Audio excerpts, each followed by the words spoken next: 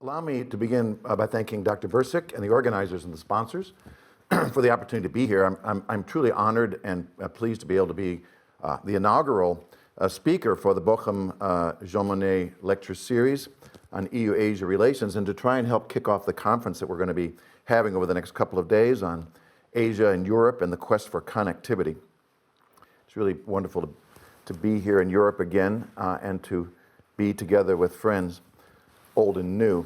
I know that it's sometimes hard to get a person from Australia to come to Europe or vice versa, and many people will tell you it's a long way to go, but I disagree. I think that Australia and Europe are very, very close, in fact. And as Dr. Bersick knows very well, I'm drawn here because I've devoted much of my professional life to trying to understand the relationship between Asia and Europe and to promote those relations, or at least have a better understanding of the impact of European and Asian relations on international affairs. Since the 1980s, I've lived and worked in Europe and in the Indo-Pacific for nearly 20 years, including in France and in Switzerland, in Sweden, in China, in Taiwan, and now for almost 7 years in Australia. But as an American by birth, this has really allowed me, I think, I hope, a more worldly perspective, and one that has seen remarkable changes over the past 30 or 40 years. Most of it encouraging, but I have to say in more recent years, increasingly discouraging, I'm afraid, and it affects all of us to this day and for the future. And it's those changes that I wanted to try and talk about, and how I perceive them as being important for Europe and for Asia, and I was trying to consider those this morning. As Sebastian already said, it's particularly poignant that we sit here today in Germany in the year 2019. It was 30 years ago, almost to the day, that the former General Secretary of the Chinese Communist Party, Hu Yaobang, passed away, sparking an outpouring of sympathy in Tiananmen Square, which quickly morphed into a massive protest demanding accountability and an end to corruption, increased employment opportunities for some, and of course, generally greater political openness. At their height 30 years ago in May 1989, that outpouring drew more than 1 million persons to Tiananmen Square alone, and millions more, let's not forget, in protests all across the country. Unfortunately, that people's movement was tragically suppressed by a small group of elderly men who ordered the army to respond, resulting in the killing of hundreds and possibly thousands of citizens in Beijing and elsewhere across China. I lived in China in the mid-1980s and witnessed the early pro-democracy demonstrations which broke out in late 1986, which led to Hu Yaobang's ouster, actually, from the party. These were a precursor to the Tiananmen movement, which followed his death 2 years later. My Chinese colleagues and friends and students were shocked and despondent following the tragic events of June 1989, as was much of the world. And of course, China has never been the same since. And as Dr. Bersick already noted, it was 30 years ago as well that a more hopeful development occurred, and that was the fall of the Berlin Wall in November of 1989, marking the end of Soviet empire, the reunification of Germany, and the beginnings of a Europe whole and free. Living in Europe at the time in 1989, I came to Berlin and joined in the revelry at Brandenburg Gate, excited about the new and united Europe to come. I note these historic milestones, one in Asia and one in Europe, that I personally was able to experience simply as a way to highlight what I see as 4 broad trends, 2 older and 2 more recent, the antecedents of which we can trace back to those remarkable days of 1989 and trends which we are still wrestling with to this day. Those trends, set in motion in many ways by the upheavals of 1989, have come together now, have converged in a way that create this very complex and uncertain mix of connectivity and contestation that we face today.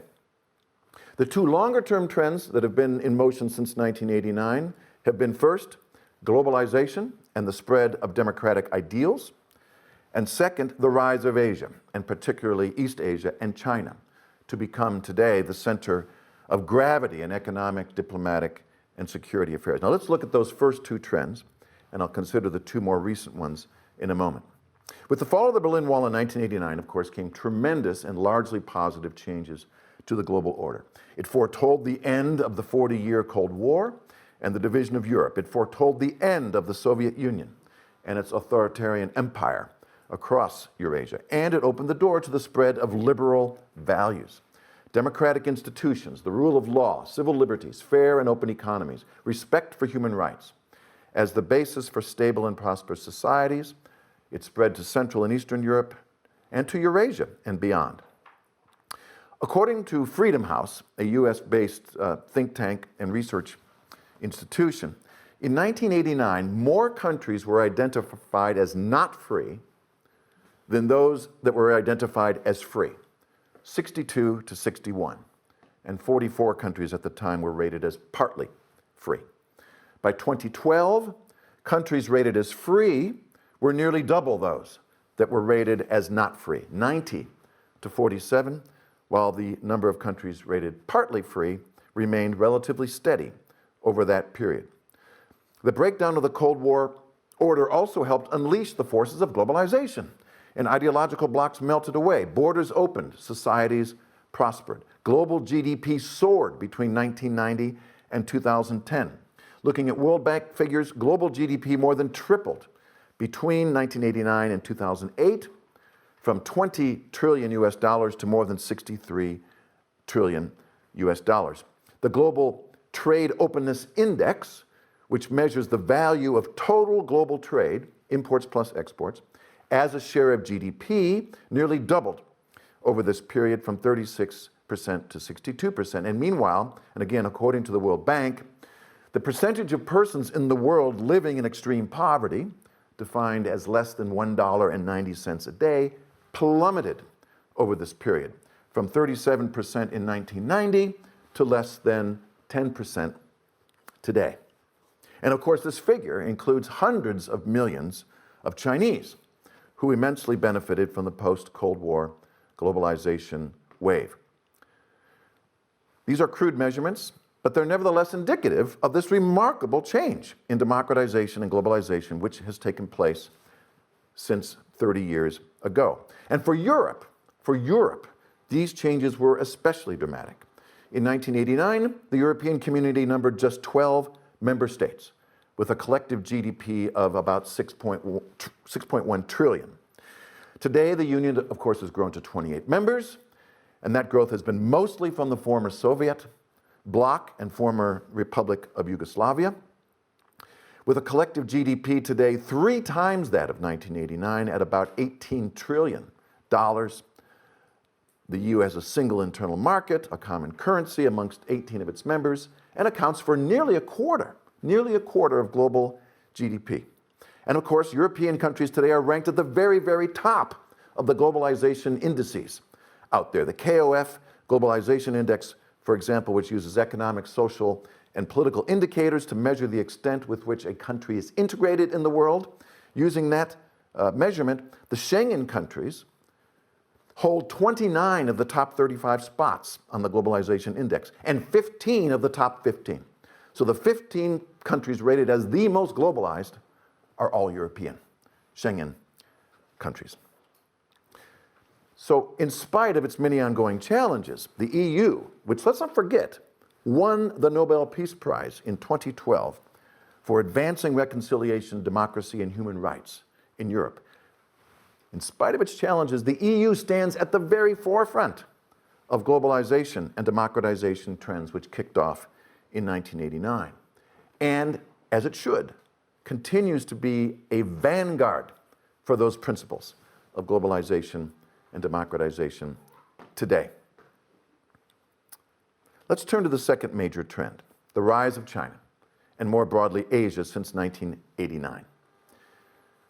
Seeking to break out of their isolation in the wake of the Tiananmen crisis in 1989, Chinese leaders, primarily led by Deng Xiaoping in his later years, returned to the path of reform and opening, 改革开放, in the early 1990s. And unleashing the ingenuity and the drive of the Chinese people not only helped to drive globalization and global economic growth for the next quarter century, but powered China itself to the globally leading position it holds today. By some measures, we know China is the world's largest economy, overtaking the United States in purchasing power parity terms in 2013.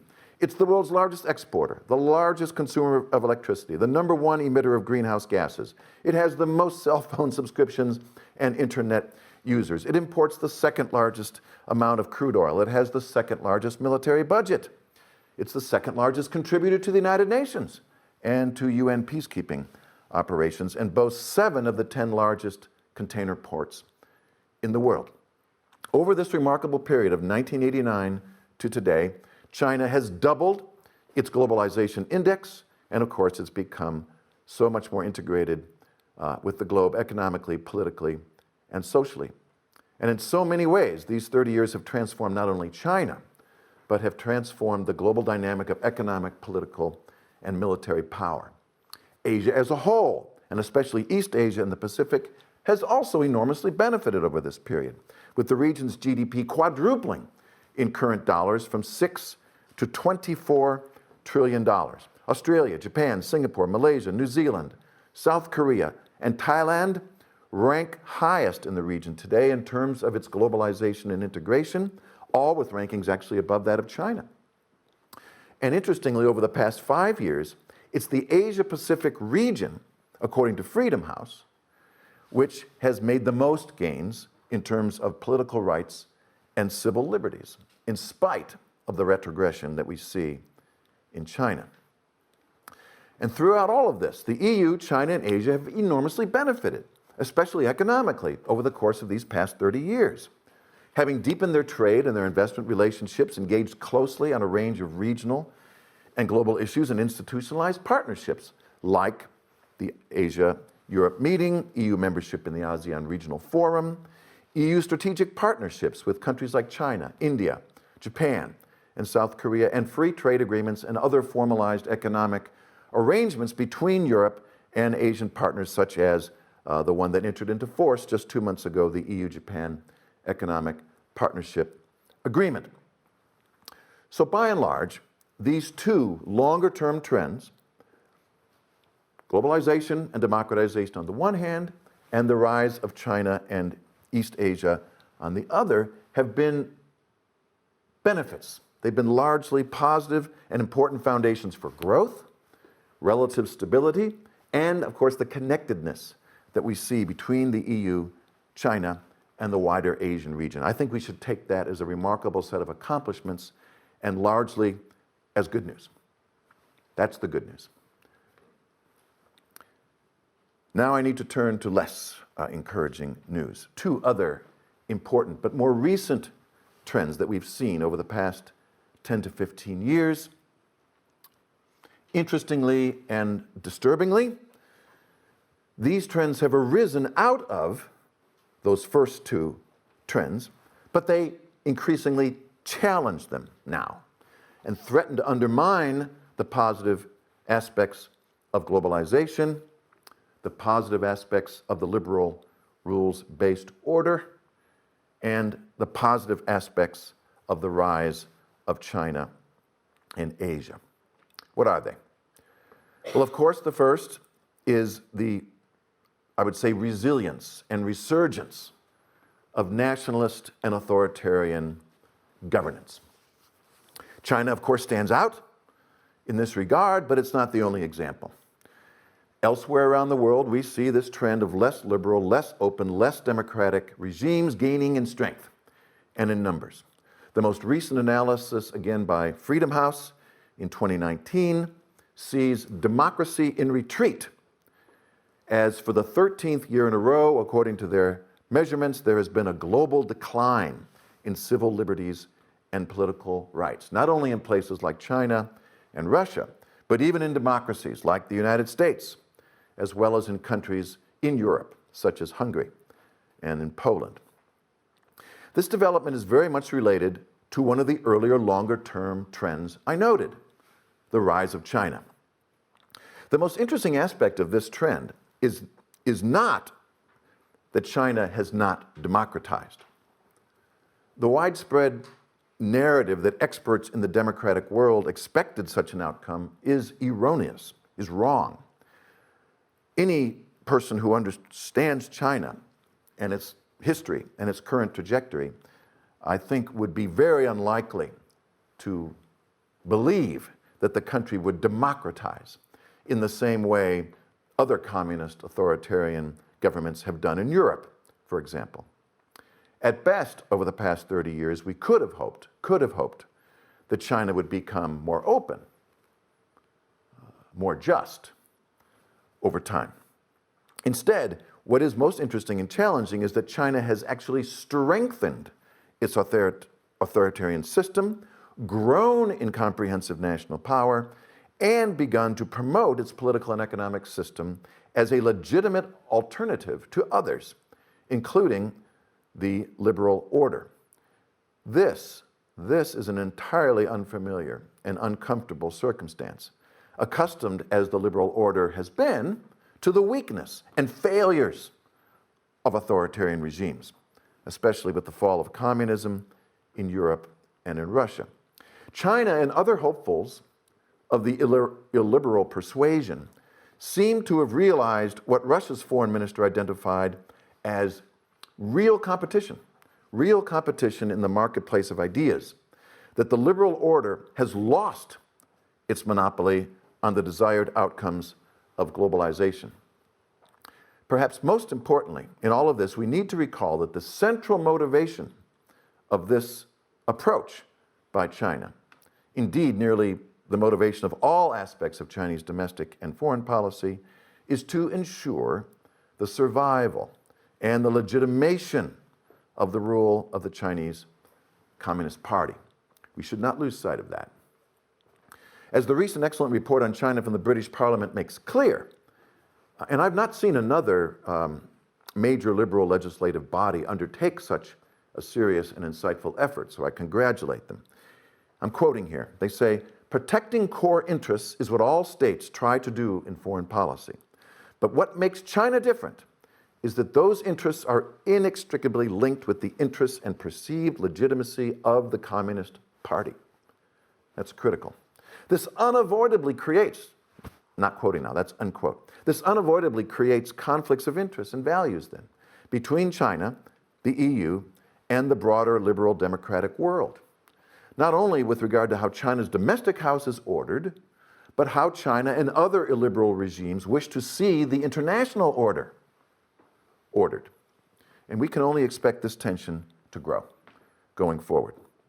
And of course, this is not only related to China. As authoritarian and nationalist resilience and resurgence gathers momentum in other countries, whether it's in Russia, in Central Asia, within Europe, and yes, even within the United States, this trend directly contests the core values and interests of the European Union and the successes of globalization and democratization those values and interests have achieved. It's a challenge of the most fundamental order for the European Union and its proclaimed objectives of introducing and promoting the European way to other parts of the globe, including across Eurasia and the Indo-Pacific. As the British Parliament study concluded, China is a force for order, but not a liberal order. This conclusion, with which I heartily agree, should be of great concern to the leaders and citizens of the European Union. That brings us then to the fourth major trend, related to the previous three, and which has also become more evident in recent years. This trend, like the others, has enormous impacts on the European Union, and like the resilience and resurgence of nationalist and authoritarian regimes, threatens the EU's values and interests, indeed the values and interests of the entire liberal order. This challenge is, of course, the decline of the post-war global order and the decline of support from its strongest advocate, the United States. To begin, we should not simply pin blame on the current resident of the White House, though he has no doubt exacerbated this trend. In many ways, an overexuberance, you could almost say a uniquely American optimistic exuberance in what the neoconservative Charles Krautheimer once called the unipolar moment, has driven and still drives, I think, US leaders over 30 years into today to strategically overreach overseas while strategically underreaching at home. This has led over time to an erosion in American support for its traditional global leadership role, while also undermining US homeland resilience and strength. The other three trends we've discussed have also had a role in this. Globalization has disenfranchised many in the United States and catalyzed a backlash towards international engagement. China's rise generates a defensive, protectionist pushback inside the United States. And many American citizens, like their counterparts in other parts of the developed world, see a nationalist, us-first response as the best way to reverse those perceived trends to their identity and livelihoods. But while there are still debates about the root causes of this trend, many of the outcomes are very, very clear. The United States, traditionally the leader of the post-war international liberal rules-based order, is abdicating that role. From strategically flawed defiance of international law under Bill Clinton and George W. Bush to leading from behind under Barack Obama, U.S. post-Cold War foreign policy has frequently been at odds with the interests of European governments. And since 2017, the U.S. president has only exacerbated these divisions while also intentedly focusing on dismantling the post-Cold War order which the European Union helped build and on which it has thrived. Criticizing like-minded allies, questioning the value of those relationships, encouraging Brexit and other nationalist movements in Europe, expressing support for authoritarian regimes, and erecting barriers to the outside world, whether to trade, to immigration, or to international agreements like the Trans-Pacific Partnership, the Climate Change Accord, or the Iran nuclear deal.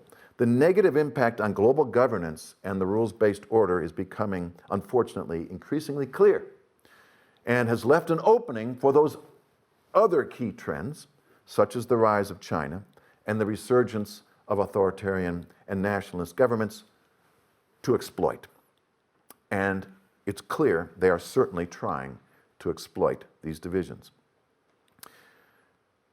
In many ways, all of this leaves the EU and some of its leading members alone in the world, very alone. Alone to pursue their values and interests in a world that has been changing, mostly in its favor for the past 30 years, but more recently, increasingly against it. So taking these four trends of the past 30 years into account, it's clear the European Union is facing some of its most serious challenges since its founding. The positive trends of globalization and democratization appear to have plateaued, while interconnectedness, interdependency, and the dominance of liberal political systems remain facts of international geopolitical life. They seem to have lost some of their political appeal. This is especially true in the wake of the global financial crisis and the turmoil and retrogression which has characterized European politics over the past decade. Has this trend run its course, at least for the time being? And if so, what does this mean for the European Union, depending as it has on the principles of globalization and democratization at its very foundation, its very raison d'etre, in both internal and external policies? The rise of China has been, by and large, a great benefit to the European Union and its member states, and vice versa. China is the #1 source of imports for the European Union and the EU's second largest export destination. Chinese investment in the EU has surged in recent years from 1.6 billion euros in 2010 to a record 35 billion euros in 2016. And if you count Hong Kong as a source of Chinese investment, that number triples to 115 billion euros. So clearly beneficial relationships. But China's growing power and influence have also brought now new risks and unwelcome developments across security, economic, and political arenas. We noted the recent EU strategy document, which identifies China as a strategic rival on governance questions. But these views have been building for some time. It's not something new. More than a year ago, German Foreign Minister Sigmar Gabriel warned that China was, quote, constantly trying to test and undermine the unity of the European Union through policies of sticks and carrots. And he argued that the Belt and Road Initiative specifically aims to promote a system of values that is different from the West. In January this year, a report by the Federal Association of German Business, the BDI, labeled China a systematic competitor. And we should note that one of the authors of that report is here with us today. More recently, last month, the President of France declared that Europe had brought an end to its naivete towards China. The EU and some of its member states have begun to place greater scrutiny on Chinese investments on national security grounds. Some have argued that even more needs to be done. Former Danish Foreign Minister and the General Secretary of NATO, Anders Fogh Rasmussen, recently argued for tighter EU-wide regulations to govern Chinese investment so that Chinese entities cannot exploit the weaker regulatory systems and foreign investment review mechanisms of some European countries in order to gain access to potentially sensitive technologies. The EU is not alone in facing these particular challenges from China, but I would say it's been slower than most democratic institutions to respond to them. Of course, a part of the problem lies in the division within the EU and within EU member states about how to respond. And of course, Beijing is working very hard to exploit those divisions. But we have to acknowledge that owing to China's growing reach, the nature of EU-China relations is moving towards one of what I've called bounded engagement. Greater skepticism, greater caution, greater scrutiny, narrowing the parameters of the possible in many areas, and a greater sense of competition arising, especially in terms of security, economics, and yes, political ideas. China's rise is also a part of the third trend we discussed, the resilience and resurgence of authoritarianism. We appear to be entering a new phase of competition with China, in addition to economic competition and competition in military modernization.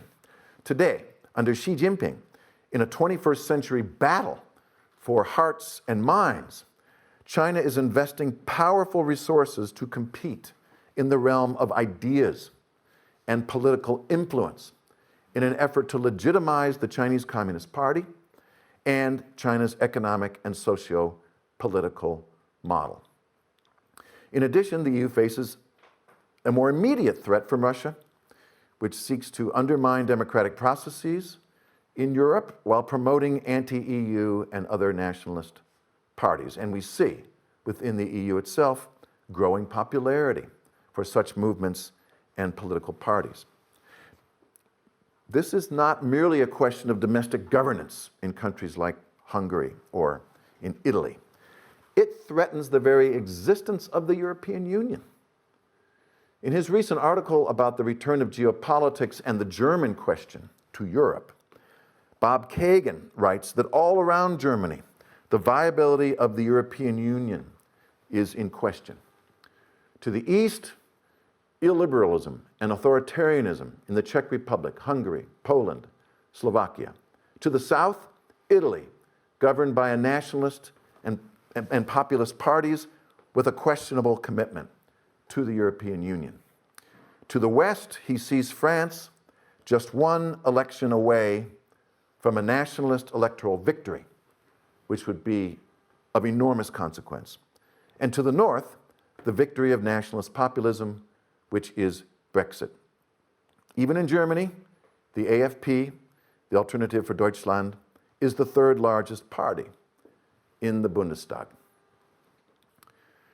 And all of that then brings us to draw conclusions on the fourth trend and the future of liberalism itself. especially in light of an America apparently less and less willing to stand up for the ideal and the international system it built to defend it. Across the globe, we see a shift in the balance of power between liberalism and illiberalism, and the EU is at the very heart of that struggle. We should not doubt that the liberal order which the EU and most of its members represent, and on which they depend, is under serious assault. It is not simply that antagonistic alternatives, whether it's in the Beltway or in Budapest or in Beijing, are putting pressures on Brussels. It's bigger than that. The very ideas of open borders, open societies, multilateral rules-based orders are coming under fire. Looking ahead, what does all this tell us about the European Union and Asia in a changing global environment? The topics we're supposed to be addressing here. First, I think we have to seriously understand that the EU is under enormous pressure, externally and internally. Advocates of the liberal international order should be deeply concerned, and we all need to do what we can to prioritize our support and engagement of the European Union in whatever ways possible. But of course, it's going to be largely up to the EU to step up to these geopolitical realities, drive consensus internally about how to respond to these realities, and develop a more cohesive and compelling narrative and set of policies to ensure that the European way can thrive and survive for decades ahead. In this context, then, the EU strategy to deepen its connectivity with Asia certainly makes sense, and I think it's a step in the right direction if it is properly resourced and sustained and is not just rhetoric. It provides a platform by which the European way of fair, fiscally sound, and sustainable development can be promoted. It could be an avenue to engage and compete with China on a more level playing field, and thereby hope to encourage more positive approaches from Beijing, while also deepening and diversifying European relations with other rising Asian nations. Increased European engagement in the region, especially in coordination with other like-minded partners, could help sustain momentum in much of the region in favor of free trade, expanded civil liberties, accountable governance, the rule of law, and the liberal-based order. And a greater EU presence in Asia will be welcomed by many in the region who are seeking compatible partners as alternatives to what has become an uncertain and unpredictable America. So in sum, there are many powerful reasons for the EU and Asia to deepen their strategic engagement and connectivity precisely because it can be a bulwark against the very difficult challenges the Union and the world now face. The big question is, though, is the EU up to this task? Can it be done? I'll conclude simply by saying, for the sake of the international liberal order, I surely hope so. Thank you.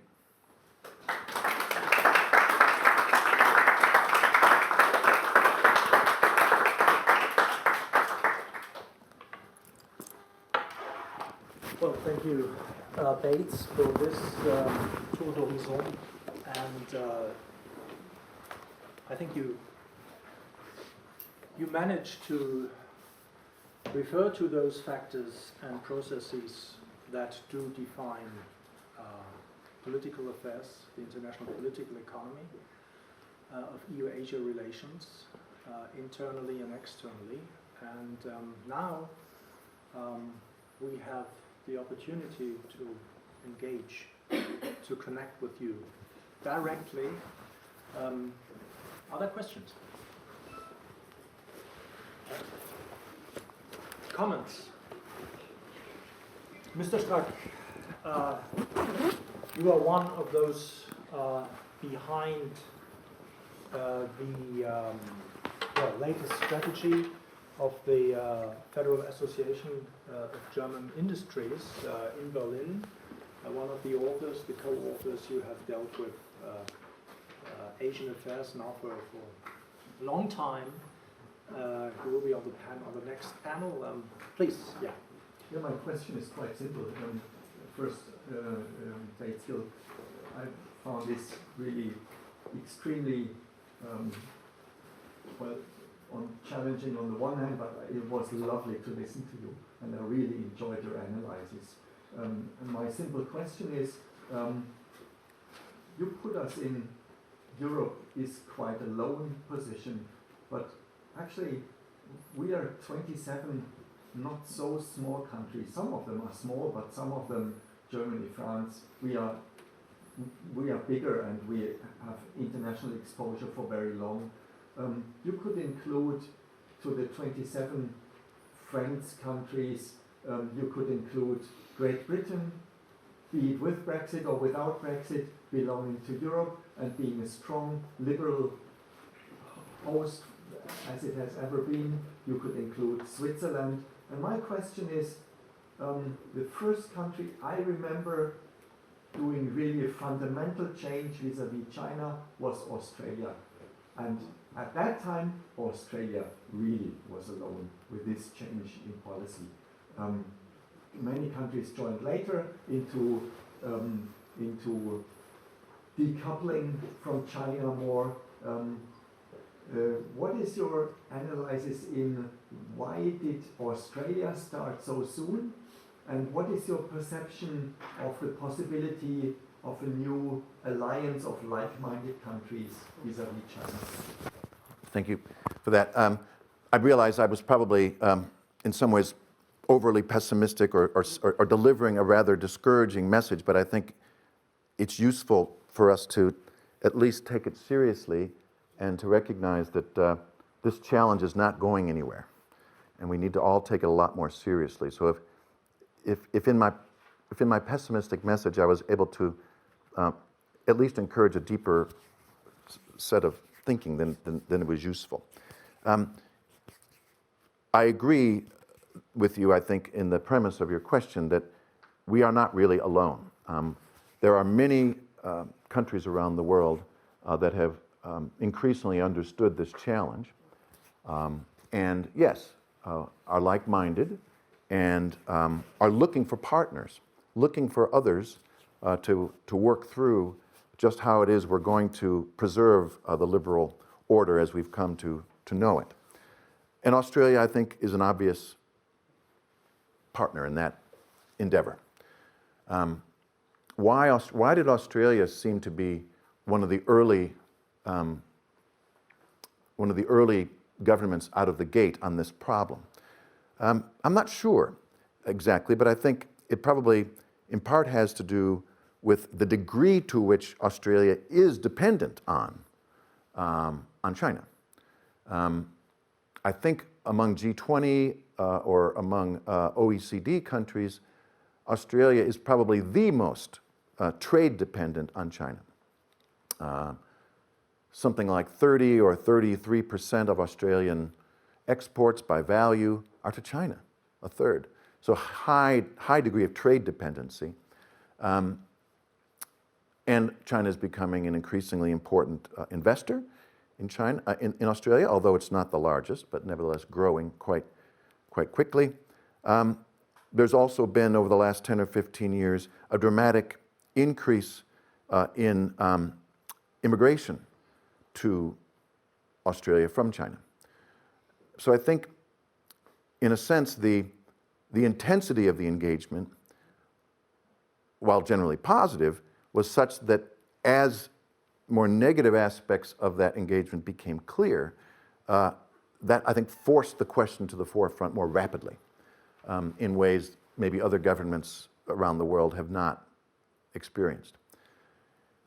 And while it's true that the news tends to cover, the more dramatic aspects of this, the foreign interference law,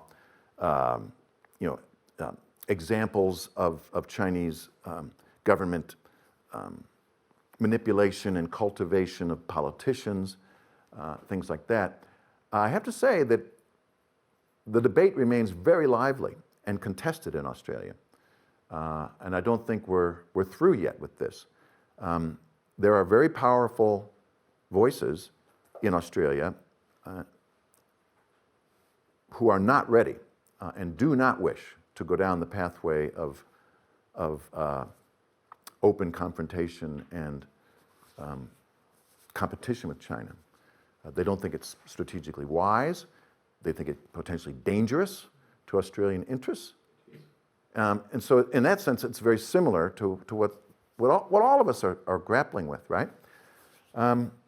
So I guess the bottom line conclusion is the degree to which governments in Europe, whether it's the EU or whether it's member states, could step up their engagement with Australian counterparts with the aim of trying to find a balanced consensus, which on the one hand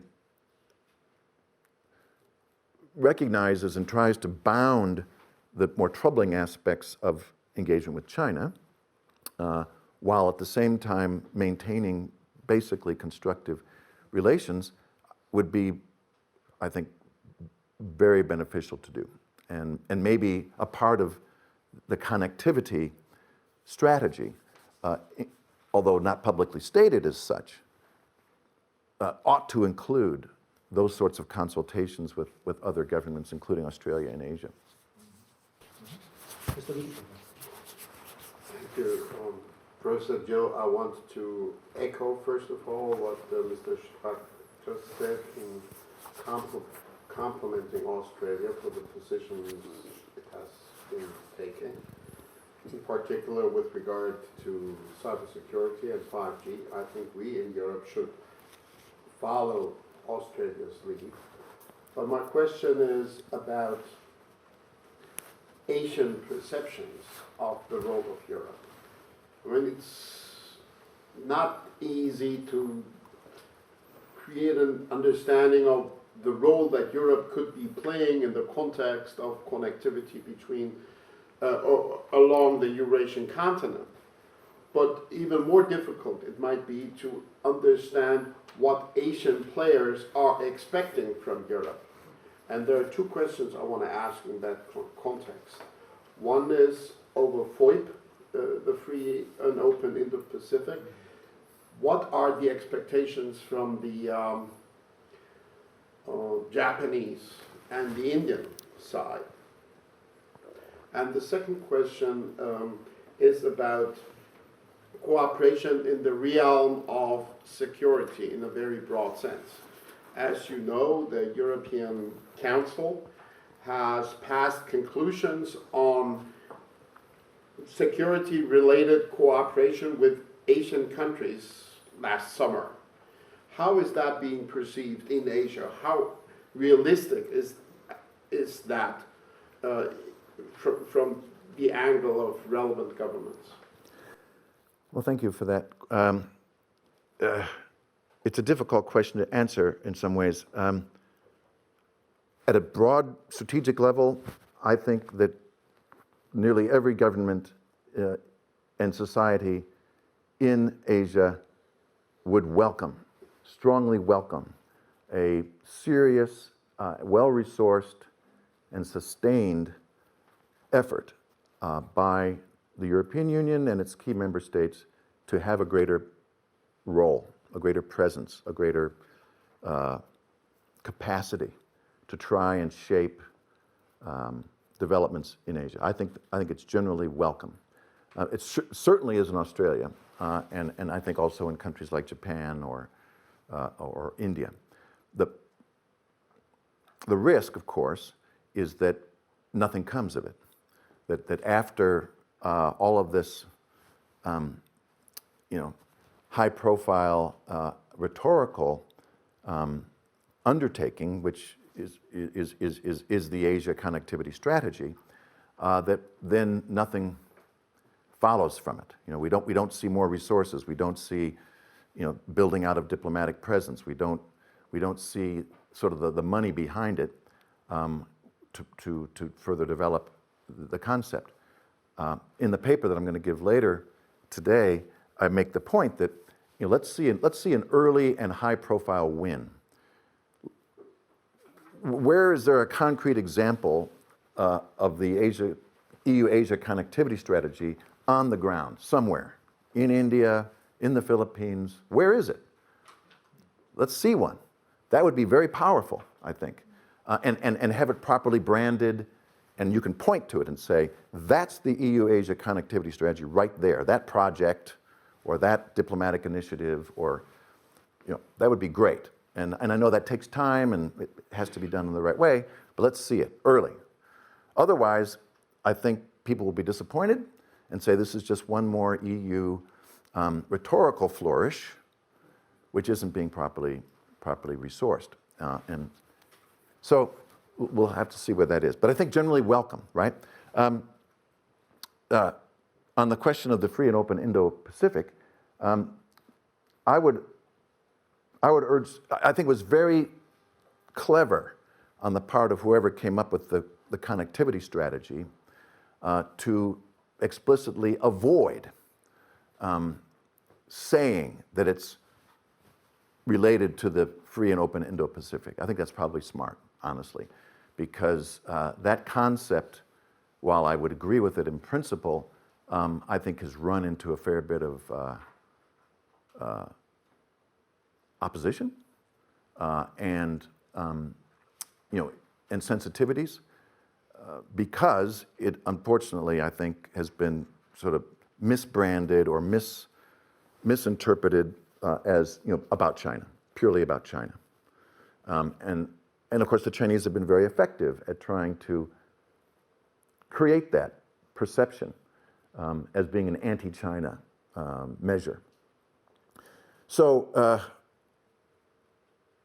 I think the connectivity strategy is more clever because it doesn't explicitly present itself as a explicitly anti-China undertaking, but I think everyone understands that to the degree it is not Sinocentric, to the degree it does push those sort of values and interests that I said it could, at the end, will have an impact of balancing, at least, or countering some of the more unwelcome aspects of China's influence in the region. So I guess my advice is, let's push ahead on the connectivity concept.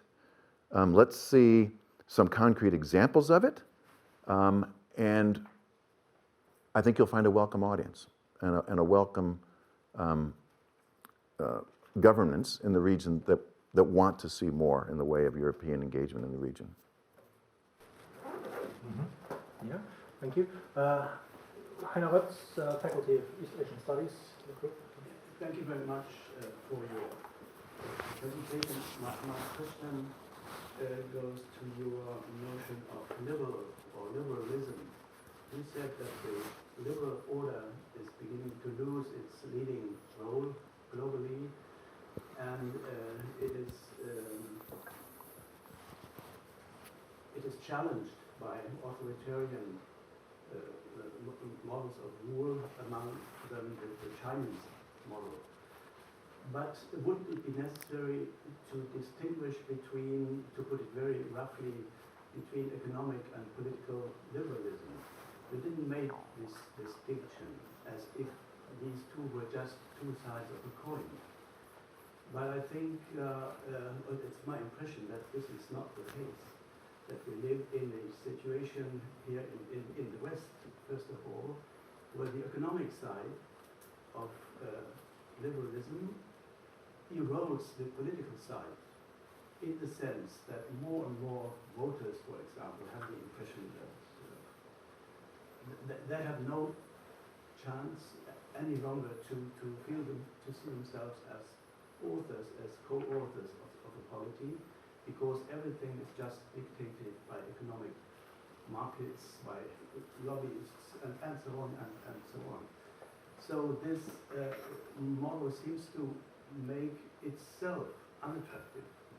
Before then it is easily falls victim to those authoritarian conceptions. So shouldn't we take that into consideration? I think the real danger is that this Western post-democracy sentiment joins with the pre- or non-democratic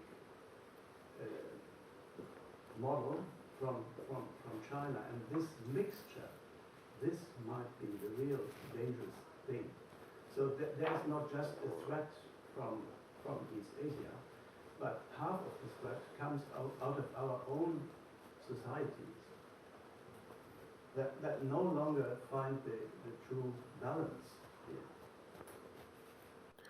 I can't disagree with your point. And, I think you're absolutely right that simply pointing our fingers at the other guy, whether that's Moscow or Beijing or Ankara, and saying that that's the problem, is not going to work. And there obviously needs to be a lot more self-reflection and understanding that much of this challenge, as you've just described, arises from within. I mean, it's not just a coincidence or an easy problem to solve. And clearly, a more effective sort of counter-narrative has to be generated, which I think ultimately would call out or expose the flaws and the internal contradictions and the false promises which populist, me first, nationalist narratives would have us believe. That's really the job of great statesmen, great stateswomen, and politicians to do. We can be a supporting chorus, I suppose, intellectually, but it just strikes me, for example, looking at that globalization index, for example, a country like Hungary ranks, I think, in the top 15. Remarkable. So here's a country that has enormously benefited from its economic, political, and social integration with the world, and yet has a leadership that tries to claim that these forces have been contrary to the interests of the country. Somehow I think we have to regain our confidence, regain our belief, and point to the successes while acknowledging still the challenges and the need to make those successes more widely distributed and fair. But nevertheless, overall, the successes of the globalization and democratization enterprise, huge success. And I think we just need to do a better job of explaining that. And while, as you say, taking seriously the internal contradictions that they have created for many in our countries. Easier said than done. But I take your point seriously that it's as much an internal problem as it is a problem being imposed upon us from the outside. Mark, is that directly? Maybe in continuation of about the values. So the same of the previous question. So common values or liberal values on the one hand, and traditional, as I said in Russia, for example, or Ankara on the other hand. So what do you think? Maybe these common values are not so common to even European countries, and new accents should be made, or some new approaches to the interpretation of these values.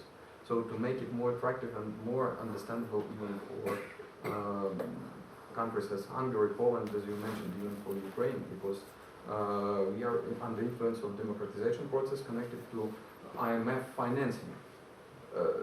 But if no IMF financing, this influence of democratization process, for example, would be much more lower to our society. So this is a question.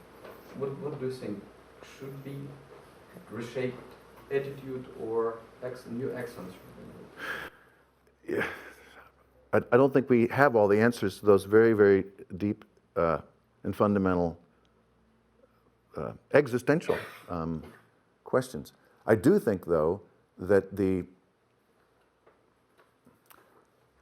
model on which the European Union has always operated is making the case that its success as a more open, more democratized, accountable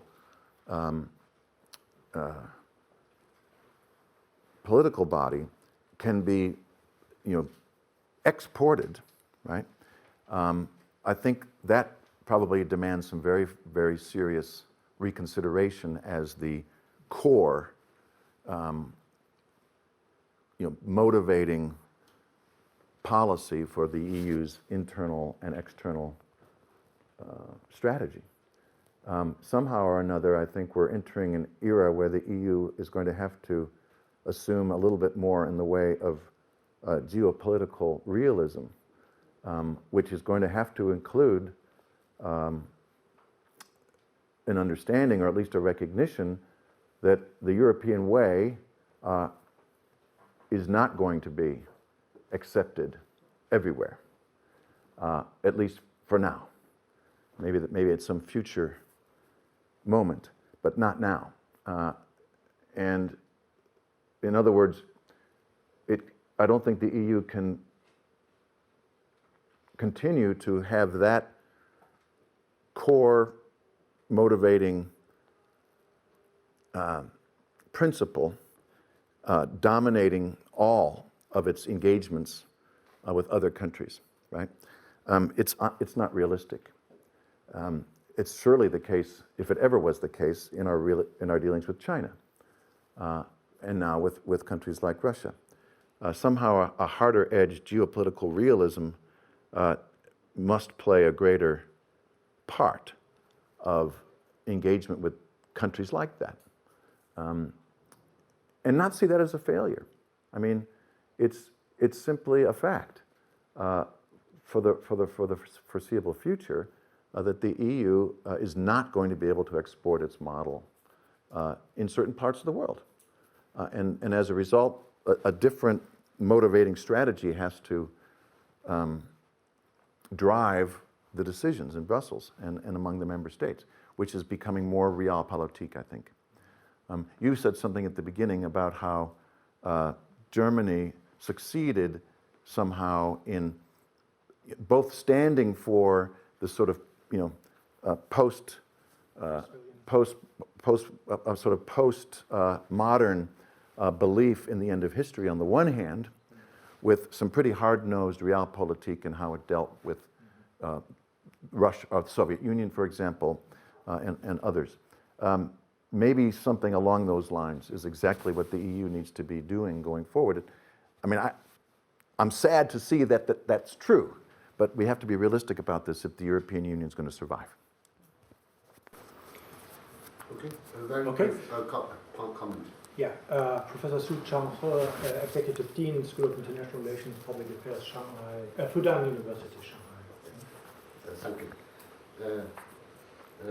I think in terms of world order in Chinese political philosophy, we think that the world is composed of two. One is yin, and the other is yang. Or one is zero, the other is one.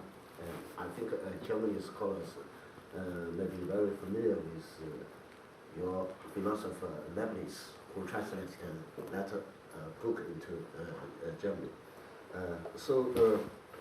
If we think that the world is composed good and bad, and the good world should have responsibility to change the bad world, I think maybe the world order will be in a dangerous situation. For example, the yin is the one extreme, the yang is the other extreme.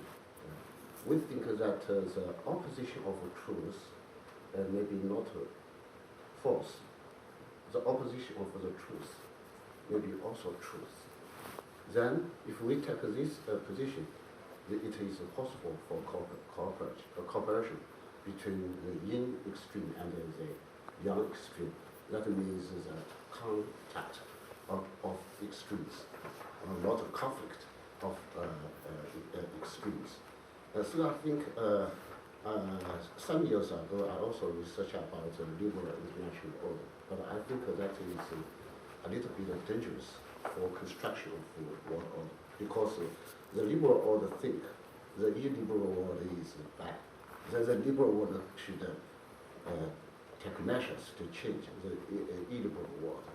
That will be lead to some conflict or confrontation in the world. I think in the world, maybe the correct way for us is to think how to coordinate between the two extremes, just like China or East Asia and European Union.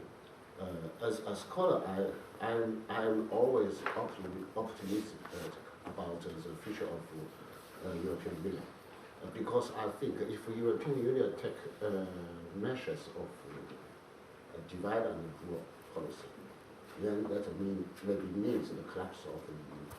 But I think the EU should take up more and more measures of united and rule policy.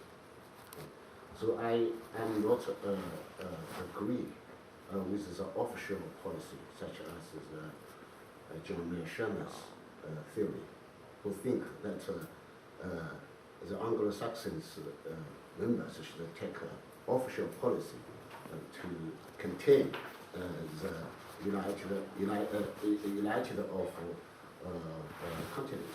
I think each continent should take cooperative measures, such as united to come together. That's my brief comment. I don't have a particular response to that, except that I think you have encapsulated precisely the dilemma, which let's call it the liberal world order, is confronting, and that is that we will increasingly hear from those, let's just say, representative of an alternative order, the argument that we in the liberal world need to be more accepting, more comfortable with that alternative world order, that it's a fact of life, a fact of geopolitical life, and we'd better get used to it. We're going to hear that argument more and more and more and more. And I guess the question for ourselves is, are we okay with that? Can we live in this yin and yang world going forward and find ways of cooperating rather than turning it into a life or death ideological struggle? I'm not sure. But we're definitely in that period. We are in a new era in which a lot of our assumptions and comfortable understandings about the world order as we knew it are going to be increasingly contested. And I entirely agree that I wouldn't liken it to the Cold War. I don't think it's that sort of an ideological struggle, because of course communist China is not communist. It's not. It's just called that. That's what the party's called. But we are entering a battle of ideas about how prepared are we to accept that other alternative forms of governance, forms of socioeconomic polities are legitimate and acceptable, and that we should not be seeing it as our mission to try and change them. So I think you've encapsulated it very well, but I don't think we in the liberal order have yet decided whether we are going to get used to it or whether we might want to develop strategies and approaches that contest, that continue to contest that yin and yang situation. There is a further question by Marc Montaigne, right? And then we'll have a coffee break, which will allow us to continue the discussions plurilaterally, bilaterally. Please. Thank you very much. It's been argued that part of the reason why there's been a bit of a crisis of faith among China watchers over the past few years has been the growing occurrences of Beijing making use of geoeconomic tools against particular governments that it is felt has either insulted the Chinese nation or have basically crossed Chinese red lines, if you will. There was a diplomatic break between China and Norway for 6 years. Since that time, South Korea, Philippines, and now Canada have felt these particular tools in action. And to put it extremely charitably, Canada was not ready for this and still is not ready for this. Do you see this from a European Union viewpoint as a potential warning bell, or do you see this as an example of the fact that the concern that other countries, there might be other examples of this, countries being caught between Chinese and quote-unquote Western interests will become more commonplace? Well, yes, I think clearly the Beijing leadership has come to understand that its principal point of leverage in the international system is economic, and has repeatedly used that instrument, right, as a way to threaten and coerce and signal displeasure in different ways. And I think for example, while that hammer has not yet landed on Australia, it's a kind of unspoken elephant in the room. I've heard even from government officials in Australia privately tell me that it's not even implicit in conversations with their Chinese counterparts behind closed doors. It's explicit. Said right across the table, you don't want to do that because we could shut off the flow of students to Australian universities tomorrow, like a light switch, if we want to. So in other words, even though there has been no overt evidence that such policies might be used or are being used toward Australia, it's there. It's sort of in the room. And I suspect that a very similar understanding takes place in Berlin and in London and in Paris and elsewhere. So it's there, absolutely. Some countries are going to be able to weather those threats and imposition of penalties better than others. That's just the way it is. Smaller countries are going to have a harder time with it than would larger ones. I think, again, the Asia connectivity strategy is, in principle, in part, precisely to try and mitigate those sorts of coercive threats that could be imposed by not being so Sinocentric and trying to, we all talk about diversifying our economic and political strategies in Asia so that you're not so dependent on China. Far easier said than done, obviously, but I think that's what we're seeing, precisely because of what we've seen happen to countries like Norway, Philippines, South Korea. Other governments are taking note and I think are wisely trying to the best they can. It's not easy, but wisely trying to find other pathways and avenues so that when that punishment comes, which it may well, it won't hurt quite as bad, and governments will have other options. Well, thank you, Bates, Sure. for this Thank you. talk.